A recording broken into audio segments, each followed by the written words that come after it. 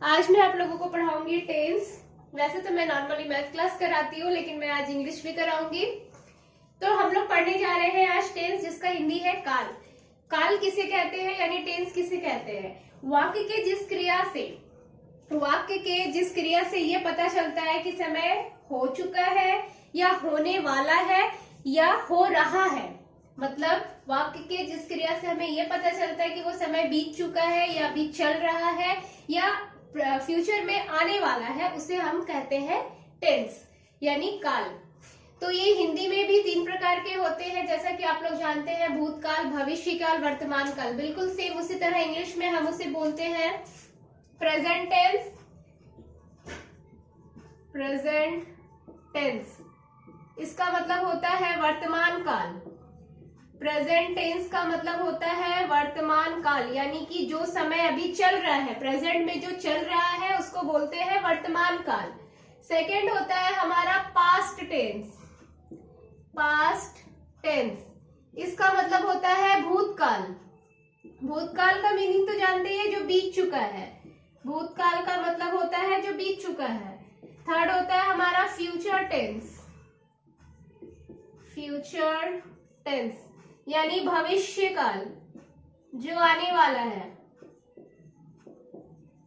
First है हमारा present tense यानी वर्तमान काल। जो समय अभी चल रहा है उसे हम प्रेजेंट टेंस बोलते हैं यानी वर्तमान काल। जो बीत चुका है उसको भूतकाल बोलते हैं यानी पास्ट टेंस। और जो फ्यूचर में आने वाला है, भविष्य में आने वाला है, उसको बोलते हैं फ्यूचर टेंस यानी कि भविष्य काल। तो ये है हमारा 3 टेंस का 3 पार्ट है। पहला है प्रेजेंट टेंस, सेकंड है पास्ट और तीसरा है फ्यूचर। इन तीनों के बारे हमें पढ़ना है। वैसे तो नॉर्मली ये समझ में आ गया, प्रेजेंट टेंस मतलब जो टाइम अभी रनिंग है, जो चल रहा है, उसको प्रेजेंट टेंस बोलते हैं। पास्ट का मीनिंग हो गया कि जो बीत चुका है उसको पास्ट टेंस बोलते हैं। और फ्यूचर का मतलब है जो आने वाला है, उसको हम भविष्य काल बोलते हैं। अब हमें ये पढ़ना है कि प्रेजेंट टेंस, पास्ट टेंस और फ्यूचर टेंस के भी 4 पार्ट्स होते हैं। इंग्लिश ग्रामर में जो हम लोग पढ़ते हैं, प्रेजेंट, पास्ट और फ्यूचर के भी 4 पार्ट होते हैं। उन चारों पार्ट के बारे में हमें पढ़ना है। तो सबसे पहले मैं आपको बताती हूँ, प्रेजेंट मतलब तीनों के जो 4 पार्ट्स होते हैं वो सेम ही होते हैं। जो तीनों के 4 पार्ट होते हैं उन सबका नाम सेम ही होता है। ए number indefinite tense. Indefinite first होता है। सेकंड होता है हमारा कंटिन्यूअस। थर्ड होता है, सी नंबर होता है हमारा परफेक्ट। और फोर्थ होता है, डी हो गया हमारा परफेक्ट कंटिन्यूअस।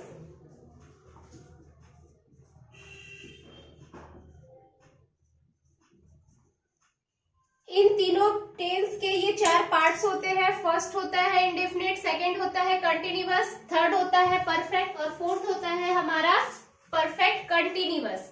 इन तीनों टेंस के ये 4 पार्ट्स होते हैं। उन सभी के बारे में हमें पढ़ना है और रूल्स भी पढ़ने हैं हमें, कि इसे कैसे इंग्लिश में ट्रांसलेट किया जाता है, इसके रूल क्या होते हैं वो भी हमें पढ़ना है।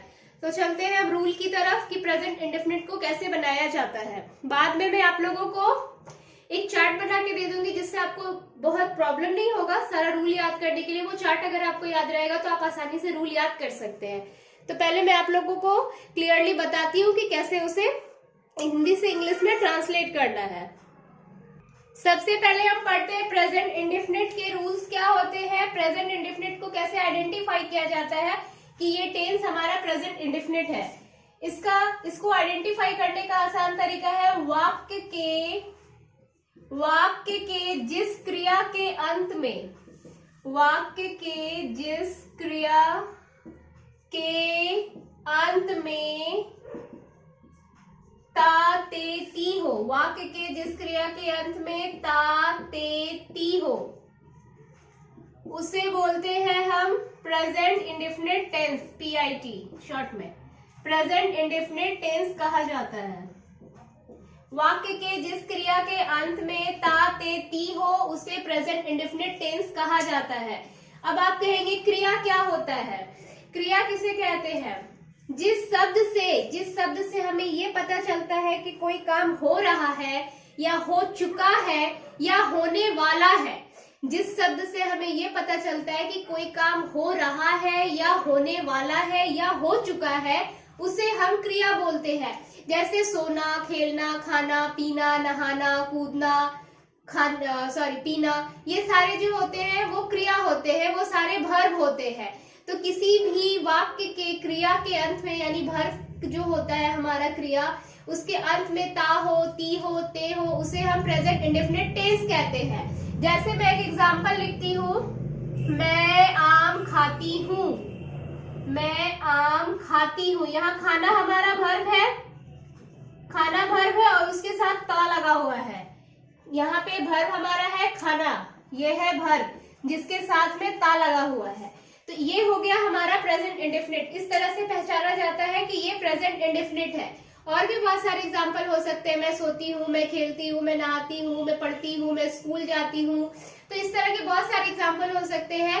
तो सीधी सी बात है, क्रिया के अंत में अगर ता है तो ये हम समझ सकते हैं कि वो हमारा प्रेजेंट इंडेफिनिट टेंस है। इसे बनाने के लिए रूल क्या होता है, इसको हिंदी से इंग्लिश ट्रांसलेट करने के लिए रूल क्या है? रूल नंबर 1 होता है हमारा सब्जेक्ट। सब्जेक्ट सबसे पहले होता है हमारा नंबर 1 में सब्जेक्ट। सब्जेक्ट क्या होता है? कौन शब्द में आने वाला उत्तर सब्जेक्ट कहलाता है। आम कौन खाता है? मैं, तो मैं हो गया यहाँ हमारा सब्जेक्ट। नंबर 2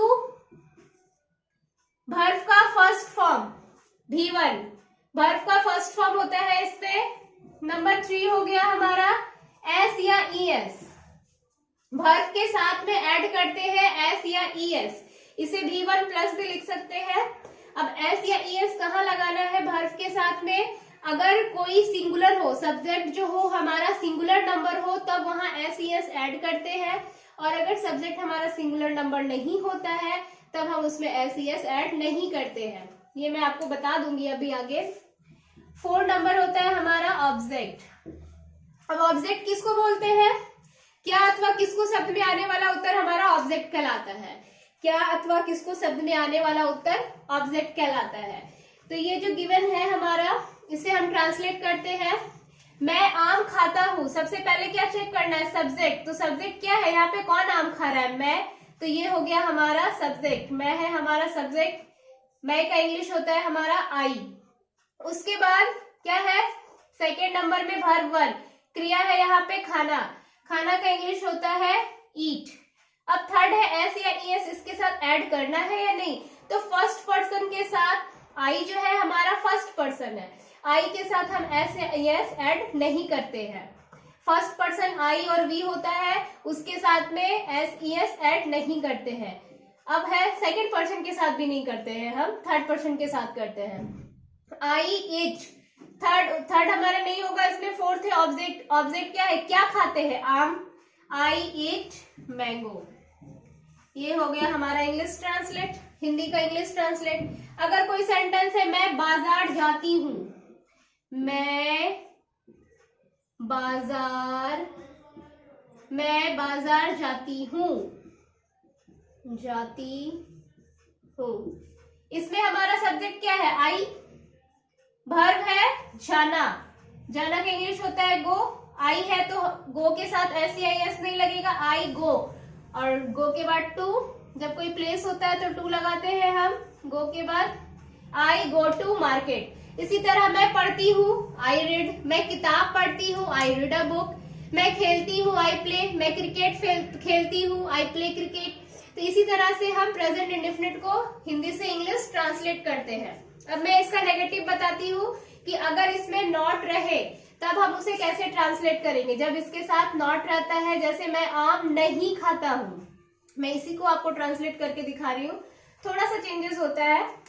मैं आम नहीं खाता हूँ, आम नहीं खाता हूँ।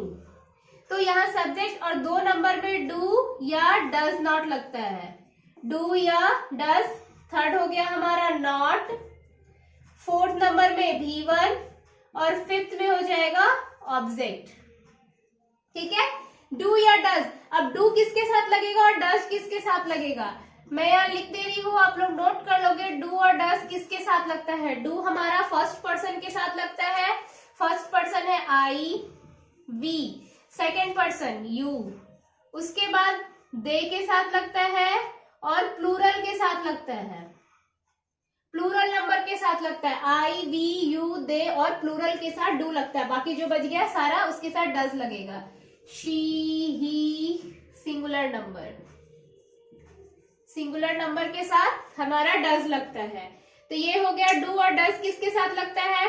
अब मैं आपको इसको इंग्लिश में ट्रांसलेट करके दिखाती हूँ। फर्स्ट रूल ऑलवेज हमारा है क्या यहाँ पर, सब्जेक्ट। सब्जेक्ट क्या है, आई, आई। उसके बाद डू या डज लगेगा, तो आई के साथ क्या लगाना है, डू लगाना है। मैंने डू लगा दिया। I do not, I do not क्या है, थर्ड नंबर हमारा, फोर्थ नंबर वर्ब, खाना, eat. I do not eat, object हो गया हमारा mango. I do not eat mango, मैं आम नहीं खाता हूं। अगर इसका मैं आपको दूसरा एग्जाम्पल देके दिखाती हूँ जिसमें डज लगे, जैसे सीता खाना पकाती है, सीता खाना पकाती है। सीता ऑब्जेक्ट, सॉरी सब्जेक्ट क्या है हमारा यहाँ, सीता, सीता। सीता के साथ क्या लगेगा, ये सिंगुलर नंबर है, सिंगुलर नंबर के साथ हमारा डज लगता है। सीता, सॉरी नहीं होगा ना यहाँ, सीता खाना नहीं पकाती है। नेगेटिव सेंटेंस देख रहे हैं हम। Sita does not, Sita does not हो गया, सीता डज नॉट। उसके बाद फोर्थ रूल, फोर्थ नंबर में हमारा वर्ब का फर्स्ट फॉर्म। यहाँ वर्ब क्या है, यहाँ पकाना। सीता डज नॉट, पकाना का इंग्लिश होता है cook. Sita does not cook, object है हमारा खाना। क्या पकाती है, क्या नहीं पकाती है, खाना नहीं पकाती है। Sita does not cook food. ये हो गया हमारा नेगेटिव सेंटेंस। अगर ये सिंपल सेंटेंस होता, अगर यहाँ नहीं लिखा होता, तब हम इस तरह से बनाते, सीता खाना पकाती है, पकाना का कुक हो गया कुक। मैंने आपको ये नहीं बताया था सिंपल वाले सेंटेंस में कि एस वाला जो था, मैं एग्जांपल नहीं बताई थी इसलिए बता रही हूँ। सीता कुक्स फूड। तो ये हो गया हमारा सिंपल सेंटेंस। आज हमने पढ़ा है एफर्मेटिव सेंटेंस और नेगेटिव सेंटेंस। अब मैं आप लोगों को बताऊंगी कि इंट्रोगेटिव सेंटेंस के क्या रूल होते हैं। ये अगर आप लोगों को अच्छे समझ में आ गया तो अब मैं आप लोगों को बताती हूँ इंट्रोगेटिव सेंटेंस के क्या रूल होते हैं। ये था हमारा नेगेटिव सेंटेंस। अब इंट्रोगेटिव पढ़ते हैं। इंट्रोगेटिव के क्या रूल होते हैं। रूल फर्स्ट पे होता है हमारा डू या डज। फर्स्ट पे डू या डज लगाते हैं। सेकंड में होता है हमारा सब्जेक्ट। थर्ड नंबर में नॉट, अगर नॉट दिया हो क्वेश्चन में तो नॉट लगाते हैं, वरना नॉट नहीं लगता है। फोर्थ नंबर में होता है V1 और लास्ट में हो जाता है ऑब्जेक्ट। फर्स्ट है डू या does, second number subject, third number not, fourth number में होता है V1 और फिफ्थ में होता है हमारा ऑब्जेक्ट। इसके एग्जांपल देती हूँ। क्या आप वहां जाते हैं, क्या आप वहां जाते हैं, क्वेश्चन मार्क। सबसे पहले डू या डज लगाना है, तो डू या डज किसके अकॉर्डिंग चेक करते हैं, सब्जेक्ट के अकॉर्डिंग चेक किया जाता है कि सब्जेक्ट हमारा क्या है। या सब्जेक्ट है आप, आपके साथ क्या लगेगा, डू लगेगा या डज लगेगा, ये चेक करना है हमें। तो आपके लिए हमारा हो गया यू। मैंने अभी बताया था कि यू जो होता है उसके साथ हम डू लगाते हैं, देन डू यू। उसके बाद थर्ड है नॉट, तो क्वेश्चन में कहीं भी नॉट तो लिखा हुआ नहीं है, इसलिए नॉट नहीं लगेगा इसमें।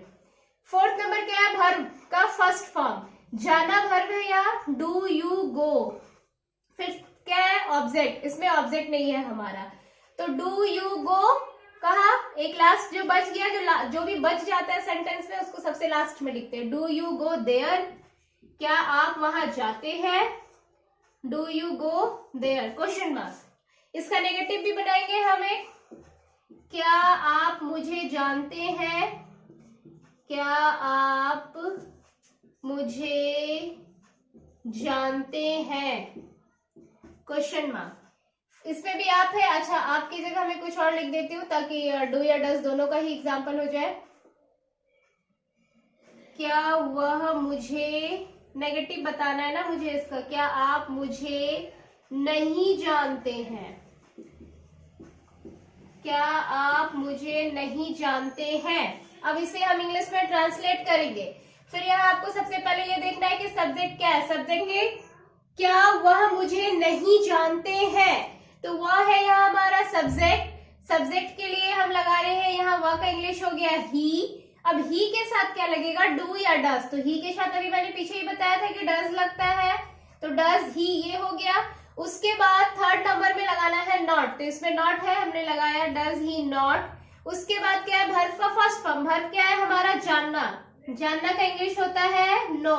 Does he not know. Object क्या, किसको, किसको नहीं जानते हैं, मुझे। मुझे यहाँ ऑब्जेक्ट है, क्या अथवा किसको शब्द में आने वाला उत्तर ऑब्जेक्ट कहलाता है।